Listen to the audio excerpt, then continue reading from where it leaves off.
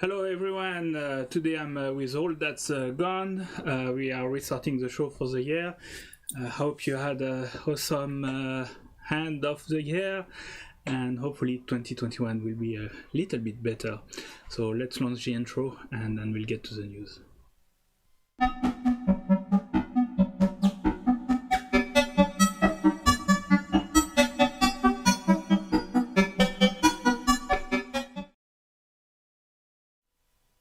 Hello everyone, I'm with All That's Gone today. Alright, let me change it up.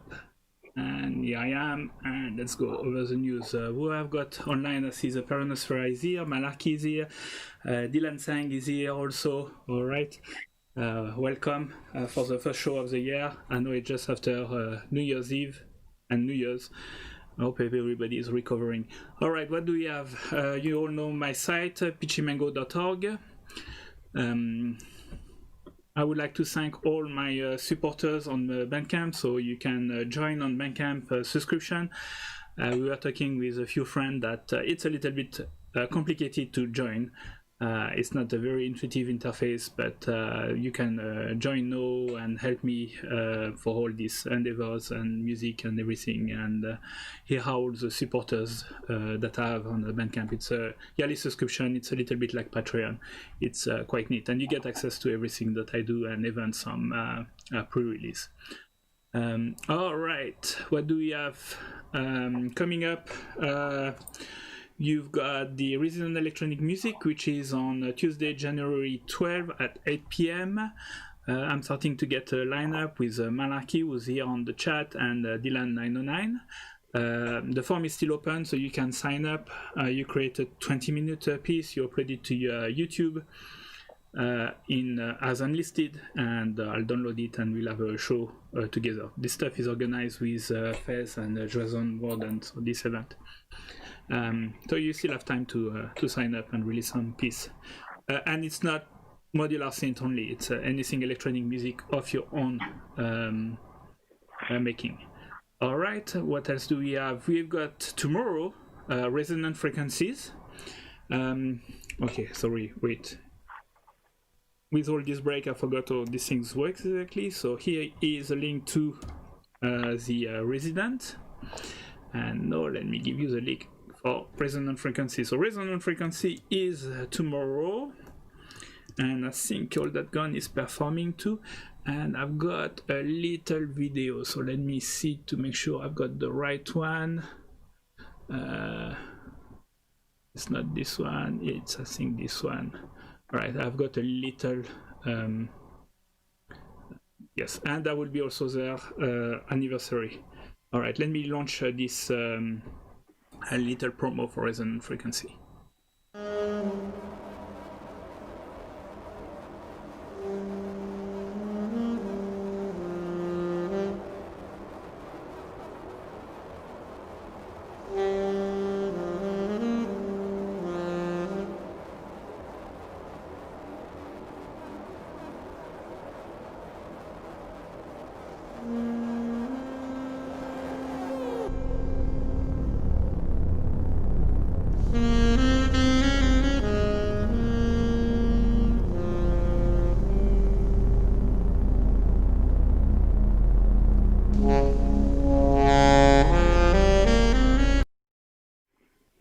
That was a promo for resonant frequency. I gave you the link. As I say, the audio is a little bit low.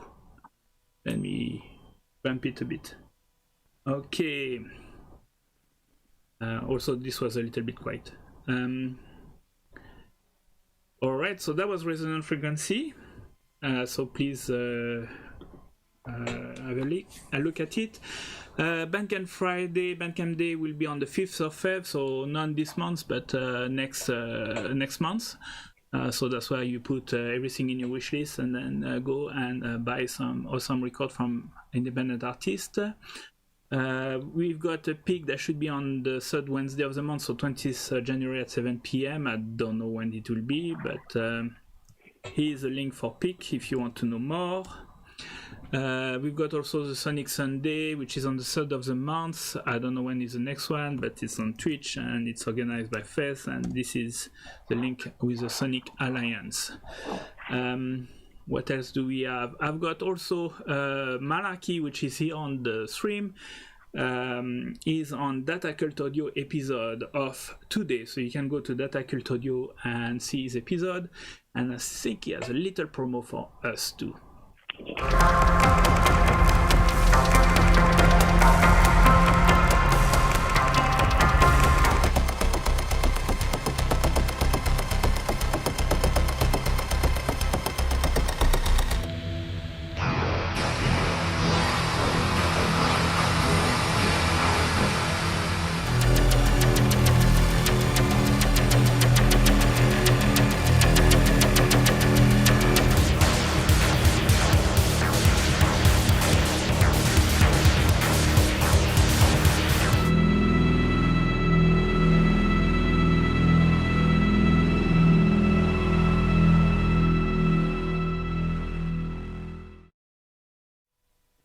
We are back. So if you don't know about Data Cult Audio, it's kind of a podcast. There's no talking, an artist every week for about up to an hour of music. So Malarkey is on this podcast. You can find it.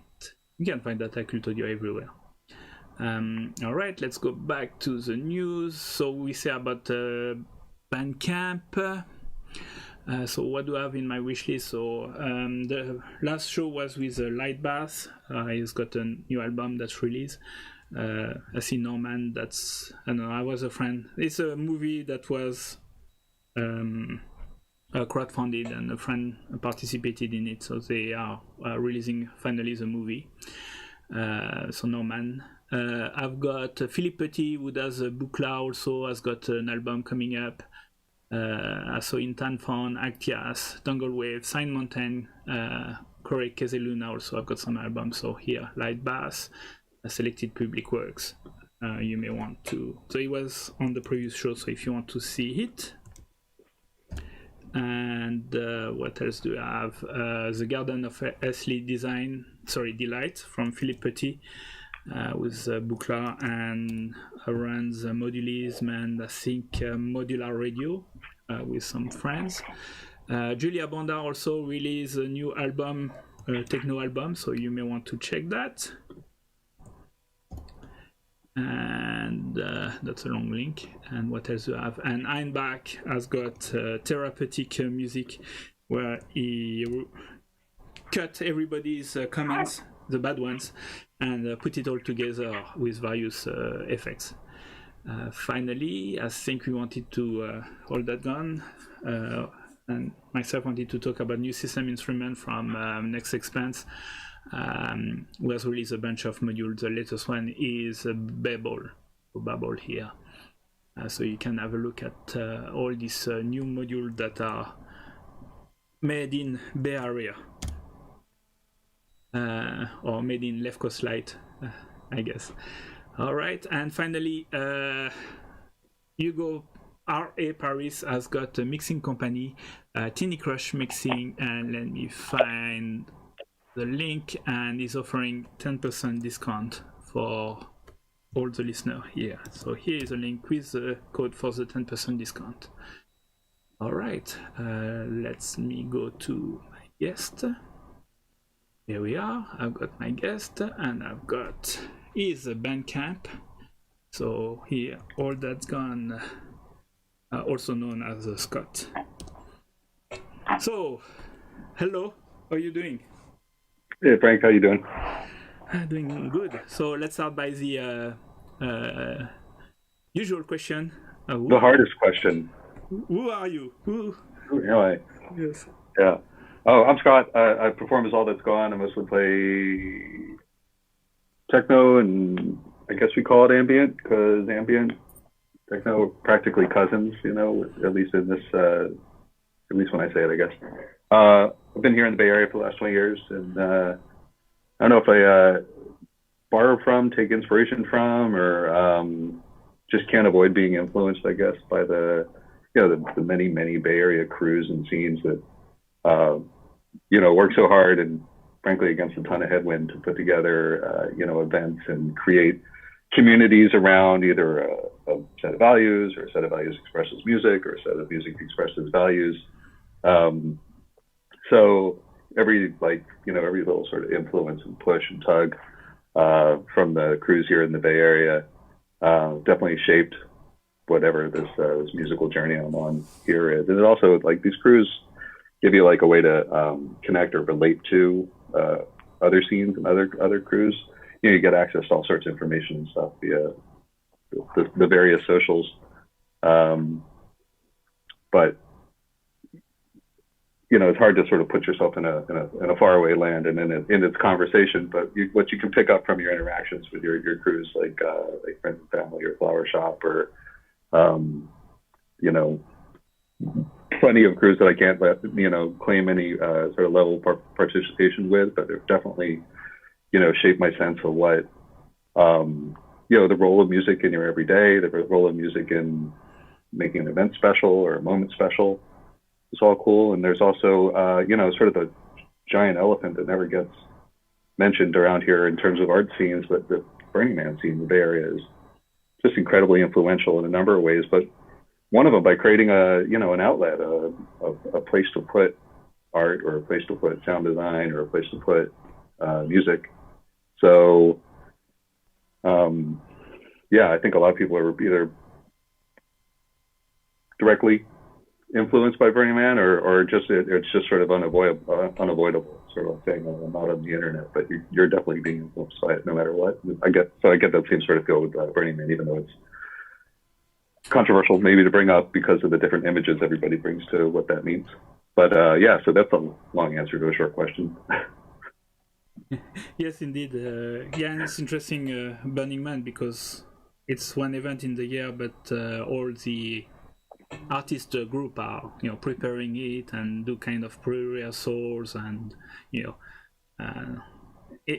it's all getting ready to Burning Man, but along the way you've got plenty of people that are performing or preparing their set.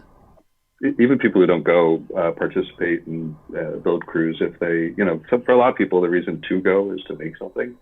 So you can literally go a week before the event starts, make something, and then just leave, which worked out for certain types of say maker personalities. I've definitely done that. Yeah, yes.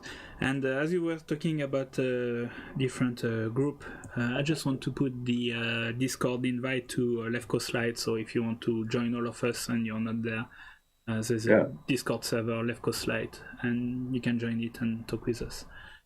And also, New System Instrument is here, Monica Chin is here. I forgot where else I'm looking. Yes. So if you have got any question for Scott, all that's gone, is type it in the chat and I will relay your question to him. So how did it all started for you? How did you get into music first and then went into modular, or? I've been a fan forever. As a kid, the first time I heard Kate Bush running up that hill with that slew, Yes. I spent the next 5 years trying to figure out how to do that. Then there was a gap. I was a new wave kid and a punk kid. I think that oddly enough, particularly here in the Bay Area, but the punk aesthetic, the DIY thing influences or inspires a lot of folks to, try to make their own personal background music or walking music, a lot of us, I suppose, maybe you start out with the idea that you're going to perform, or maybe you're just starting out with the idea that, you like this song and you want to, make more song like that. I have this notion that, eventually we'll all have our personal playlist, and they'll just sort of automatically respond to whatever energy you're putting out. Your personal playlist will select sounds from Splice or, a free sample library here and a song there, and just kind of blend them all together and try to be symbiotic with your musical wallpaper, right? To make your milieu and reinforce whatever it is you're feeling. So this all started for me kind of along those lines with a couple art projects, Burning Man, trying to build sort of a machine that would automatically make music based upon the energy you were putting out. And that's extended into, obviously me being more interactive with the machine, trying to react more real time. So the whole thing's been sort of an art project on emotional sonar to develop a language for expressing myself in a way that I'm being empathetic and responsive to whatever energy I'm getting back. Yeah, it's interesting when, I don't know, you put emotion into your music, or you're trying to to react. You can perform perfectly a piece, but the extra is the emotion you put in it. The first take is always the best one, and then you spend the rest of the takes trying to get back to it. First take has all that emotion, and it's the most raw because it's like your new exploration on a patch, and you're like feeling it out. But the journey is so rocky that you can't possibly subject, somebody to listening to that. But by the time you've figured out all the good parts, like really all the life vitality has maybe been hopefully crystallized and distilled, but also sometimes it could get, beat out of it. I think that's one of the reasons why in modular music, folks are surrendering not everybody, but the notion that everything has to be multi-tracked and that you just take little clips and then clean it up and present sort of this, pristine, crystallized composition is still a thing, but also is definitely a thing to just, grab a stereo pair, try to get 6-7 minutes that are unoffensive and basically get, the notion apart with maybe some of the, sound painful, glaring mistakes edited out. But the immediacy of modular, but also the temporality, the idea that like it's there and you'll never, ever get that sound again. You just will not. Partially because that sound doesn't exist again, but partially because you're not that person again. Is I think a pretty exciting place to be. So when you're taking the machine out and trying to put a human to interface with these things, I think it's gives a ton of opportunity for emotional expression and relies on a personal investment and a stake in what's going on. Really can't press. They used to joke about, when new wave music, electronic music was first coming on the scene, like the traditional instrument musicians were skeptical, let's say. They thought maybe, the electronic instrument musicians were just hitting a button that said, print out a hit, print out a hit, print out a hit. And that's like so not how that works, of course, because hits have to have emotion. There has to be like a way to relate to the thing. Yes, indeed. I don't know. Yeah, I experienced the first take too. The first take is always a little bit better, and then I'm trying to learn it, and then I think I'm trying to take a pause and relax, and then just come back and then record it. I find that if I listen to the thing right away, I like it. If I wait a day, I hate it. And if I go back 3 years later, I wonder why I'm not that good anymore. Why I can't make music like that anymore. Yeah, that's interesting. Yeah. And so when did you get into, the world of modular? Or how did you get into it? I got into it probably around the same time everybody else did when, it got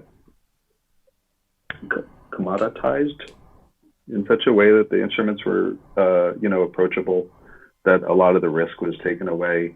There's probably as a legacy of all the scarcity of the analog instruments of the 90s, driving prices, but also driving like a resale market, so you never really had a sense that if you took a chance on a thing that you were going to get stuck with it forever, except when you got early into modular, because it's such a niche thing that you could take a chance on a thing, realize, oh gosh, this just not talk to me, or maybe I'm just not ready for it yet. But as the resale market, I meet so many people through Craigslist. I probably know some of these people from Craigslist. As the resale market picked up, the risk of getting involved was a lot lower. So you could dip that first toe.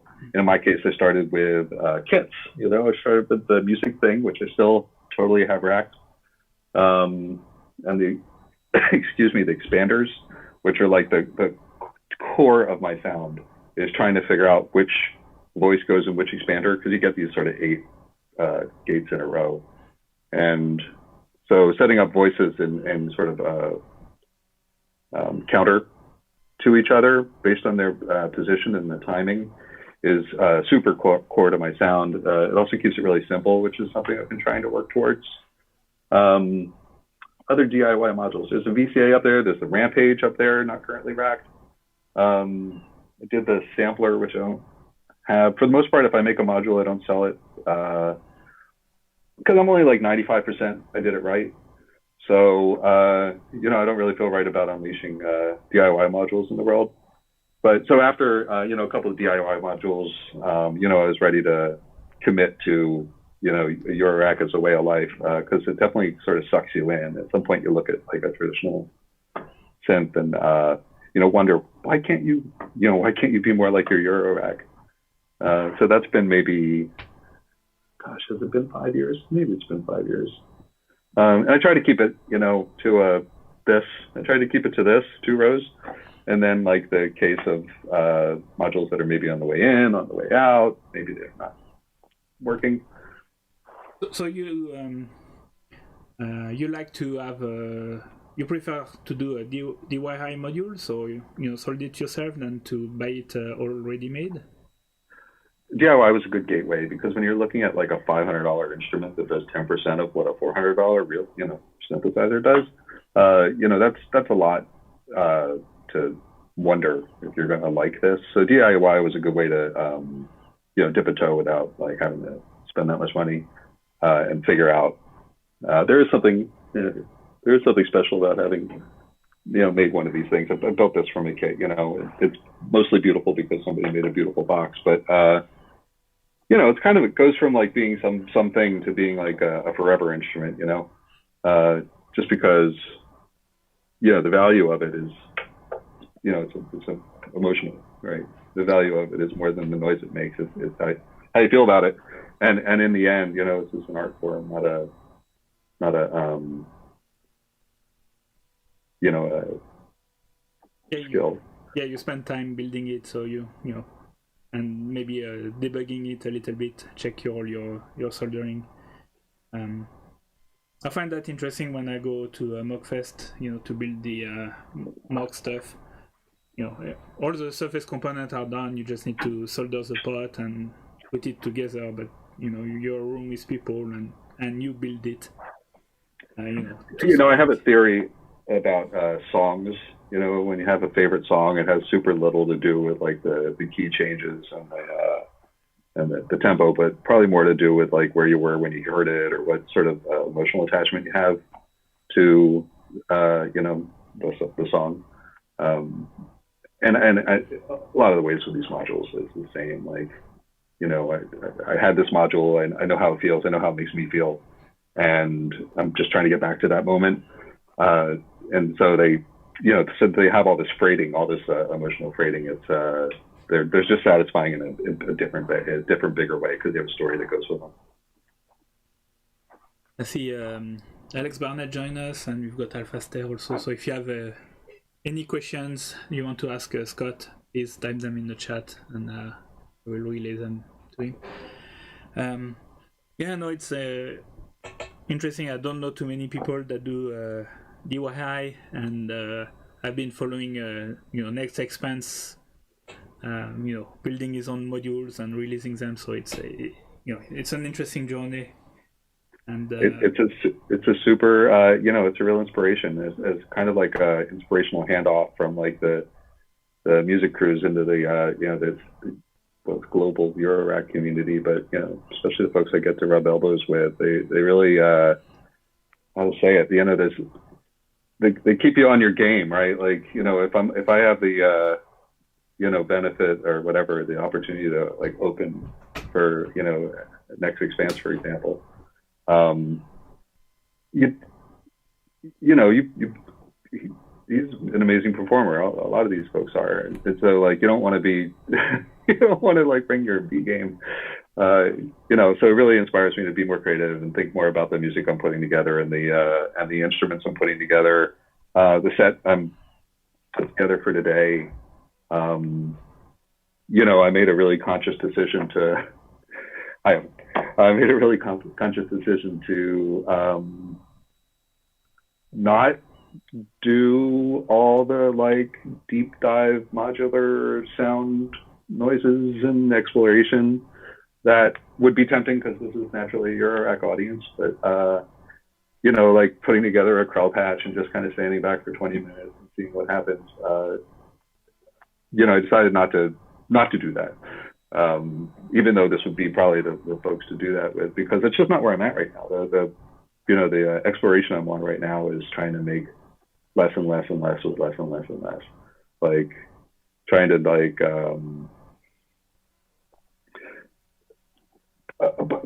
put a mood or a sound into the universe that interfaces harmoniously with the listener's place right now. I consider my own tracks, when I can fall asleep listening to them, like, pretty much what I'm looking for. I'm looking for noises that belong in the room that I'm standing in. So for today's set, that's kind of what I decided to do. Was I've been playing around with techno as a framework, I guess, for a long time, and minimalism as a goal for a long time. So trying to get like shorter and shorter and shorter phrases, saying less and less and less and less, and just trying to overlap them like the background conversation in an interesting room, and just sort of be in support of the emotions you're having as opposed to trying to superimpose emotions. So there's a lot of like denial, like I've taken all the melody out, I've taken anything that repeatable and nothing you can hum. There's definitely not going to be a part of the song where you go, remember that part where it, because no, that didn't happen, nothing happened. So maybe it's a little bit asking a lot of an audience to listen to it, but I think a lot of us as musicians recognize that the magic moments happen in your studio when nobody's there, first of all, and second of all, that they're magic because you had to get to them, right? So you're jamming for a half hour, you find 5 minutes that are good, you cut that out and you release it to the universe, and there's none of the context. There's none of the the rough journey it was getting there. There's no explanation of why this is the good part. It's just the good part. But the reason it's good is because you were there. You climbed the mountain and you got to the top, and you looked down and went, man, that was a rough ride, but we made it. And so there's that relief.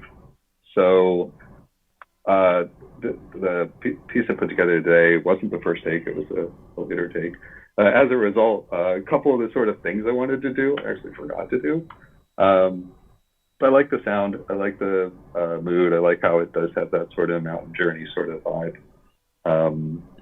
It does rely on, I don't want to say it relies on good speakers, but it sounds better on good speakers. It was made up good speakers.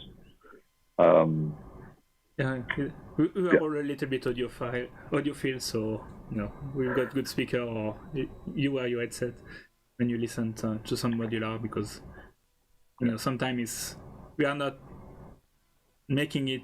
We are making it for stereo. We are not really making it for mono. To be able to work on anything. We want it to work on a good sound system usually. Well, the bass. When you I obviously previewed it on my TV without like a real speaker, and without the bass there, it just sounds so rattly and raspy. And for some reason, with the bass there, it actually pulls the raspiness down. And it doesn't make any sense. It shouldn't work that way, but there you go. Yeah, and I think also before, when we were preparing the show, we were talking about how this how does a 2020 change the way you perform, make music. Well, it's just I didn't have to worry about background lighting before. That's one thing. There's a tripod in the center of my thing. So you'll see in the video, I'm constantly bumping the thing, trying to touch the thing. So lining up a shot was never something I really had to worry about before. For example, I've got the DFAM teetering on the top of my rack right now. That's literally just to get it in the shot. So there's that, but there's also, more importantly, it's the sound system, it's the ambiance, it's the, human interaction, even about to offend DJs. Sorry. Even a DJ has to read the room, right? Like, and so does a performer. Even if you're just going to show up with the songs you were going to play anyway, with the instruments you were going to play anyway, you know, you're in the room you're in. You can't not have a emotional feedback like that. So the emotional feedback, like doing stuff on YouTube, is weird. Like the chat is always wonderful. You know, just to know that you're not, just to know that you're alive, really, just that some sort of human sonar ping back saying, yep, you exist. But then there's the sound systems. You know, like you said, all the audio files, people, you know, even people I know who are just fans of electronic music in general, like when they attend online Twitches or YouTube streams or whatever, they're, you know, setting it up to like a Bluetooth speaker or, you know, making sure they get bass. So I think you're right. I think a lot of folks are good at setting up their room listening to maximize their enjoyment. So one of the nice things about playing at home is, frankly, the monitoring is good. I can hear what I'm doing. So I know that monitoring. I have a pretty good idea how it's going to translate to my stereo or my car. But obviously, like I'm not relying on bass as much, right? There would definitely be a time in a club where I would just try to beat you in the chest with a kick drum. That would be totally a rational thing to do, but it'd be weird in your living room. And it's weird to ask anybody to like invite you into their living room to do that.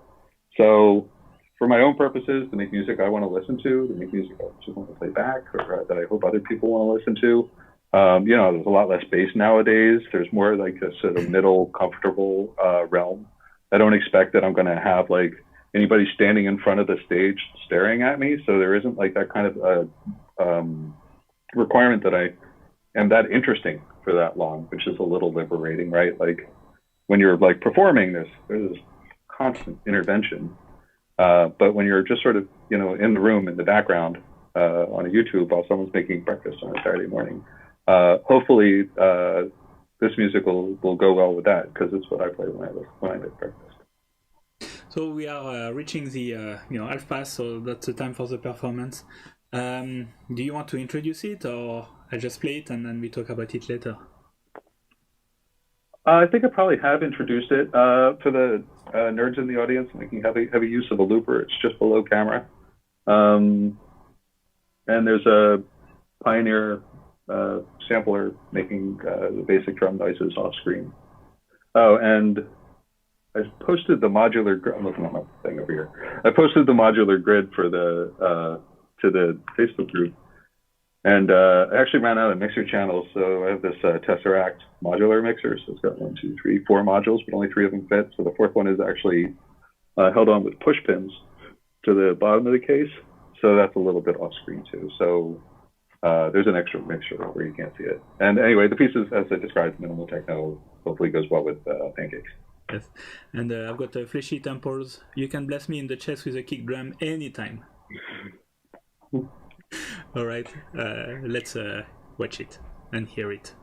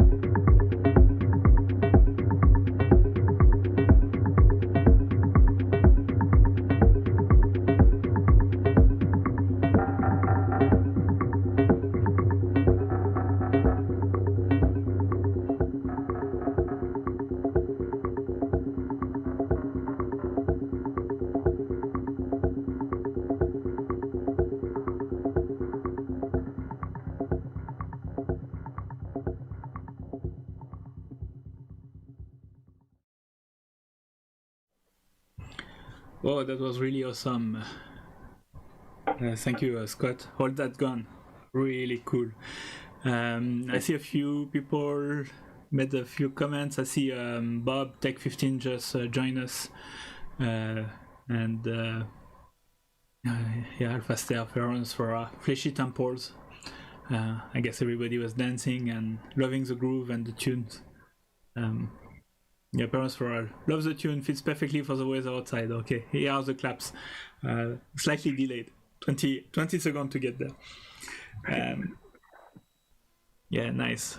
Yeah, no, that was really, really nice and a good set, good piece. Even Monica Chin. Yes. All right, so you've got approval. Fleshy temples. Might need the flotation device getting kinda in deep in here. Oh, great groove right here. Good. That was the idea, was to get deep. That was great. Glad to hear it. Yes. Next Expanse new system instrument was asking, is that oscillator playing literally one note each measure? One note, the whole song. Let's see. I'm not sure which oscillator, but Platts, it takes so much modulation, right? Like you can do literally anything with it. But every time I do anything with anything, I'm always like, what if I take that out? What if I take that out? What if I take that out? So in the end, the Platts is just kind of, it's not hooked up to anything. It's just droning through like a 303 filter. And those have that characteristic where when you turn on the resonance, it actually drops the bass a little bit, but a little bit turns into like a bandpass filter. So I just kind of have a pattern from the Turing machine wiggling the filter knob, and then a pattern from the, it's always Platts. It is always Platts. That's right. It's a good point. Anyway, so one sound pretty much the whole time. Probably could have changed that a little more, but it just sort of sits underneath, like in my case, just like a little bass line, and it modulates the filter with the Turing machine, and also the Bishop's Miscellany, which just has this incredibly musical random. I don't know what how to explain it other than you just hit random on this thing and it makes music. Amazing. And then with the Bishop, you can also set the pattern length. So like I said before, I've been playing around with shorter and shorter patterns. So the Bishop is just making these little 4-step modulations, and it's just super musical. That's cool. So what's the inspiration for this track? Where that come from? I think all the music is, or all my music at least, is autobiographical. It's sort of like writing a diary. I listen to stuff I've written or whatever, recorded before, and it always puts me back in the place where I was. So, the practical inspiration, like I said, shorter and shorter phrases, very much about having as much of a minimal techno sort of, recognizable, genre match, and then playing around within that framework. Pretty much because like that's what I'm listening to. That's what I want to hear right now. I think it goes with the weather, the fact that it gets dark at 5 o'clock. I can nap to it, which is something I like doing, especially since I have a little extra time off right nowish. So the inspiration is always sort of just a reflection of sort of optimism in my moment where I'm standing right now, and hopefully, relating a little bit to what the folks around me or the folks who are coming across the music are feeling as well. Yeah, no, that's quite cool. And everybody, if you've got some question for Scott, all that gone, please ask them on the chat. Toms like drums.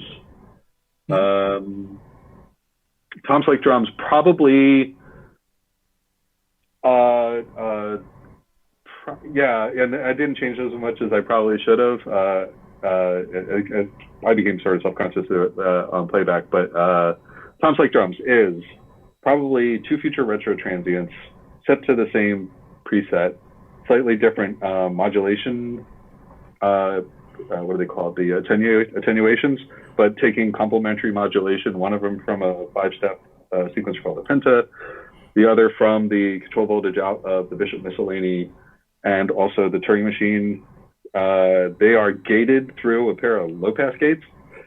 The low-pass gates go off to a high-pass filter, and then left and right to the mixer, and then the sum of those goes through a Epoch modular twin-piece filter, set to a ton of resonance, and that goes down the center. So it's left-right. The filtered one goes through the center with like more pitch. So they should all be sort of cousins, and then sort of left and right, because they're on two different outputs in the gate delay from the Turing machine. And I think that's it. Yeah, and then reverb delay. Yeah, that's cool. Thank you, Officer. Yes. Also, I think you wanted to talk about some of the project, a couple of shout out. I do. First of all, I keep forgetting to mention it because it's always felt like a dream, but it's finally come true. Dylan 909 and .0 and I, Dylan did all the work, non-musical work. Dylan put together a compilation with me and .0 himself. And then actually a track that the three of us collaborated on, which I've never had an actual successful result on before. So that was mind-blowing. And anyway, so that's going to be like in physical form. I think we get them later this week. So check record stores near you. It's called From the Source. We have a Bandcamp, which is another thing I've never really been good at before, but SoundCloud's becoming a bit of a less compelling place to be than Bandcamp, so there you go. So the same thing is like how cool it is to be on YouTube with you right now, because I spend so much time watching YouTube. It's sort of so much of where I get my own sort of influence from, and it's nice to be participating in the same way. It's nice to be participating in sort of the Bandcamp world, since I get so much inspiration from there as well. Oh, and there'll be records and stuff, so you probably find them in a store somewhere, which would be neat. Bandcamp is quite a nice place, really for musicians, and the people that gravitate around Bandcamp, wants to support the artist. So, music. Yeah, get the memo. Yeah, music is free basically, but the people that come here and buy stuff is just it's more like, let me support this artist so he can do more stuff. Then rather. Oh, and yeah. And we're also hopefully when the weather gets better, the whole quarantine thing with stuff being outside, small groups and stuff. Obviously, so much more music's online. But I have like a little spot in the backyard that just kind of opened up. So we did a test fire of doing like some live performances from the backyard, just the performance. So last time there was 4 people back there. We get together and do musical live stream on a beautiful Sunday sunny afternoon, which, by the way, Frank, you kind of inspired in a way, because I set my alarm for Saturday morning. Now I get up, I watch your show, and it's just such a great time because I'm up, I'm not going anywhere. There's no this is what I want to do. I want to drink coffee and talk about modular.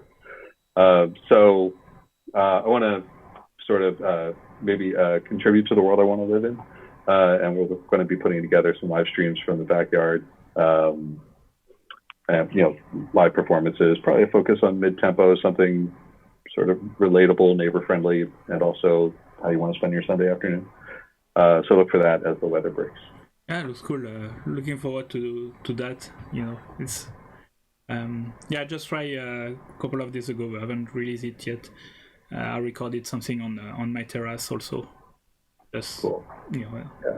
It's nice to be out there. Plus, you've got good light. And as a video, it's way better. Well, and you can't help but your surroundings influence the music you're making, right? Like I took this thing to Thailand once, and I was all sure I was going to make a noise album. Nobody makes a noise album in Thailand. It's just too beautiful, right? The weather's great, like everything, beautiful around you. Like you make beautiful ambient music that goes well with beach, and that's exactly what happened. So jamming outside, even just that one time, like sort of just the consciousness of your surroundings, it really affects. For me, it affects what happens next. See, Alphaster say it could be the year for Bay Area vinyl. I know that Nathan, Noise Jockey, is releasing a vinyl. You're releasing a vinyl, and a few of us also are preparing a vinyl compilation on Modular as a first step experiment project. So look like we can nearly start a Bay Area vinyl section into store. Well, and that wouldn't be a hard sell, like Bay Area had a whole like punk scene, and even before that, of course, it had the whole late '60s, early '70s music scene. Like, there's a lot of reason to come here and look for music. Yeah, no, that's nice. We were talking also a little bit before, about the various scene you gravitate, and I kind of noticed, they were a little bit different from, the Left Coast Light, what we call the Left Coast Light now, which is the, Franck, Resident, Peaked. I know that, with Dylan, there's Flower Shop, and I know Alpha is in some noise, and there's also, like experimental with the Mills College. I don't know. What's your take on the scene that you gravitate to? Which one? I think we're all, contain multitudes, as they say. I think the scenes are great because, they're kind of, what you're going to get. I mean, really, is why. Because, when you go to a thing, there's going to be like this kind of experience, this kind of music. It's kind of like human interaction. And I'm, made up of all pieces of all those different influences, from the noise scenes to the, the deep house crews. That all goes into the thing. It gets mixed up because, my day is a range of emotions, and there's a different soundtrack for each of them. And then for like whatever my aspirations are for tomorrow varies. And that's, what's frankly been so inspirational about being part of Left Coast Lights and Res Freak teams is everybody's such a surprise. Like when you get to know, you meet somebody up front, I know them by their gear, and then like, 10 minutes later after talking to them or they're performing or whatever, you get like just 10 minutes past the surface, and there's such interesting, different, varied, creative people bringing all sorts of crazy influences from all sorts of experiences. We were on a Zoom chat yesterday with a fellow who's a builder, and like every time he said something about making a thing, we're like, this is the first time I've ever heard about this thing, like from powder coating to, whatever, fabricating metal. Like every time it just felt like this like blast of wisdom. And that's an amazing resource, amazing opportunity to be that close to that many interesting people. Yeah, different perspective and approach, and sometimes allow you to say, "Oh, I'm not alone here. Somebody understands me, or understand what I'm talking about." Just for this brief moment, yes. Somebody gets me. Yeah. I see Endpoint Zero. I don't know, join us or just say hello. So that's cool to have you here. We're getting a little bit on the top of the hours. I think you had another shout out you wanted to do with the the new shop that has opened. Oh yeah, isn't that cool? One day when we can leave our houses, there's the new Mission Synth shop opened up. I think it's on 24th Street in the Mission here in San Francisco. We already have Robot Speak over here in the Lower Haight, so you don't even have to leave neighborhoods to get patch cables anymore, which is kind of awesome. But just the chutzpah, the Brian from the Mission Synth, just the amount of sheer motive force, that must have come together to make this thing happen. It's just a real inspiration. So, I think that's really cool. People should check out Mission Synth and see what they're doing. Yeah, just put their website and give the link to people. So, what's 2021 for you? What's coming up? So you've got a vinyl coming up with Dylan and Endpoint Zero and DSM, I think. Did I? Oh, that's us. That's the three of us together. Oh, okay. Dylan, Scott, and Endpoint Zero. That's the collaboration track. Dylan made a ton of the noises, and I touched them once and handed them to M.0, and he added all the arrangement and the sort of narrative, and he pieced together an added piece that like Dylan and I were like, how are we on the same record? So yeah, that's the DSM track. It's the collaboration track. I click it so to add it on my wish list. All right, done. And I encourage other people to do that. And while I'm at here, don't forget to like this stream, and also subscribe to YouTube, and go to All That Gone Bandcamp and follow him, and follow everybody, subscribe everywhere, like everything, click the bell, make sure you get notified when this show happens. Any other project? Like I said, I'm kind of like bulking up the Bandcamp right now. That's all right now, sort of more in the ambient sound design space. So a lot more modular tricks, a lot more like, holy crap, I can't believe this sound just happened. I better hit record. So that's kind of what's up there right now. And like I said, I'm late to the game, so I'm still trying to figure out how to use it from like a creative perspective. So probably post a couple like cleaned up, proper minimal techno tracks into the form of cohesive work, and that'll be really my first, made for Bandcamp release. So look for that, I guess, in the springtime. Yeah, I've been trying to use Bandcamp also with my community, because I can release to the community, so I can build album within the community, add a track, and then okay, that's complete. Let's publicly release it. So, yeah, interesting.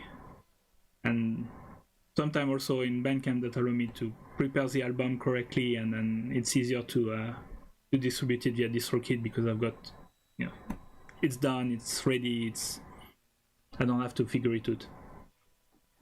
I'm super curious. There's been some really great experimentation with online venues, sort of virtual experiences. Some of the folks in our local crew here put stuff together that's really, interesting. And I can imagine like a not too future world where a live performance could have a remote aspect to it, but there's all sort of an integration. And I'm thinking about systems like Bandcamp, where they're smartly integrating with the other tools that musicians use. And you can imagine like a whole thing connecting from performance through to where the music is, through to the human interaction, extending to like a terrestrial brick and mortar implementation, the same way record stores are like an extension of Bandcamp sometimes. So I'm looking forward to, when you say what am I looking forward to this coming year, hoping to be part of some of that, hoping to be part of the experimentation and making it safe to be, safe and sort of satisfying to be in a space with somebody, even if they're not physically in the same space. Yeah, at least we can at least start to, perform together with no public. That's the safe part, and then, slowly bring back a public. Yeah. Other musicians are public too. All right. I'm going to redo a little bit of the news, and then I'll leave you the word for the end. And we're gonna say bye to everyone. All right. So let me go back. Control all my system. Here we go. So I'll go. Here we go. Sorry, I need to figure it out, all this technology. So my site, pitchymango.org. Please have a look at it. I want to send all my supporters on Bandcamp, so it's a community. You can join it. It's about $20 a year, and that allows me to do this show, make music, and stuff like that. And this is how you support artists more than Spotify or Apple Music. I consider Spotify and Apple Music as just my marketing funnel to bring people to Bandcamp. For the people that want to talk about music business. All right. Resident Electronic Music is on Tuesday, January 12th, and you can still submit a piece. So you go on YouTube, 20 minutes, unlisted. It doesn't need to be modular synth, but it needs to be your performance, your music. And we'll have a watch party together tomorrow at what time do they start? 6 p.m. You got Resonant Frequency live. I think you're performing tomorrow also, Scott? Yep. There's a ton of folks on the lineup and a lot of super interesting musicians in there. Yeah, and Resonant Frequency live is live, so it's real live streaming that get so the audio video is getting sent to a visualist that will add all his visual stuff on it, and then sent to the stream. It's quite interesting how they do all these things. It's a triumph of technology, the fact they can put that thing together. It's really amazing. Yes. Was Mark, Kevin, and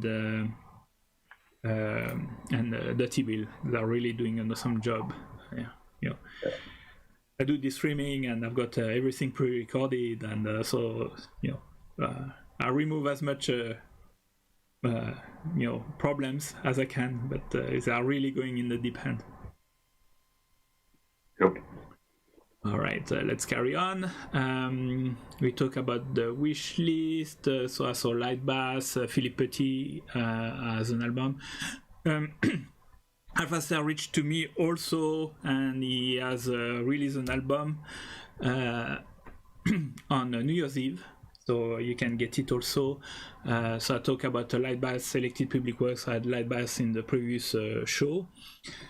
So Philippe Petit is a Buchla experiment music. He's got modulism and modular radio also with some friends. You've got Julia Bonar will release, I think there's a YouTube video also, and the album, which is also some live dance music, techno on modular. It's quite nice. So have a look at it. And Einbach recently has got Destruction Loops, which is an exercise to deal with all the online haters. Finally, a new system instrument. It's got some new modules, especially the Babel one. And I think Next Expense new system instrument say that the release is on Monday. So on Monday you can go and order them. They're on a pre-order, so you can pre-order, and Monday they will start shipping, I guess. I saw Next Expense, in the production chain, making some of them, finishing the stock. And finally, Teeny Crush Mixing, which is a company from Hugo Ari Paris. And I need to find back the link. Where is it? Who has got a 10% discount for your mixing need. And then once you've done with Hugo, you can go to see Noise Jockey to get the mastering done. What else we are talking about today? So also from Bandcamp, you've got the vinyl which is coming up with M.0, All That Gone, and Dylan. And finally also the Mission Synths that comes a new modular shop in town.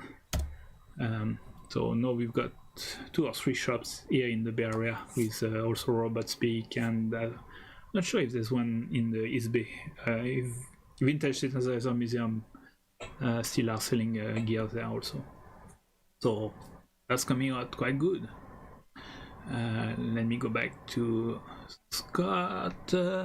I'm just going to, before we leave, let me run. So as the first promo I think is from Malaki, which is on Data Cult Audio. So let me run that.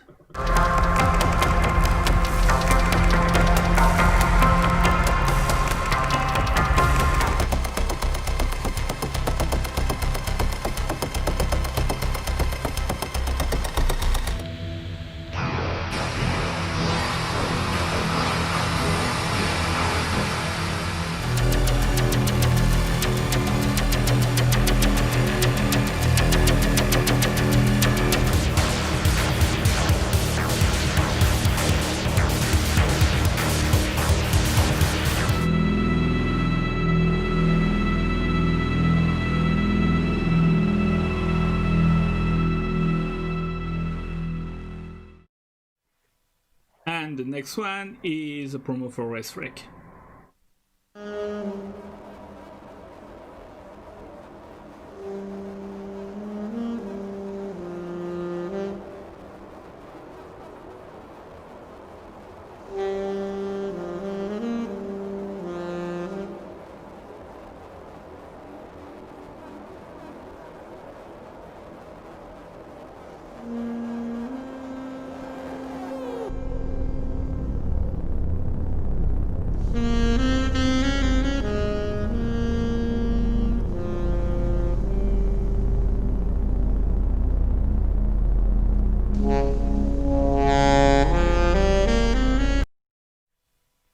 right, and I wanted to finish with, so the next show, sorry, let me put it on, yes.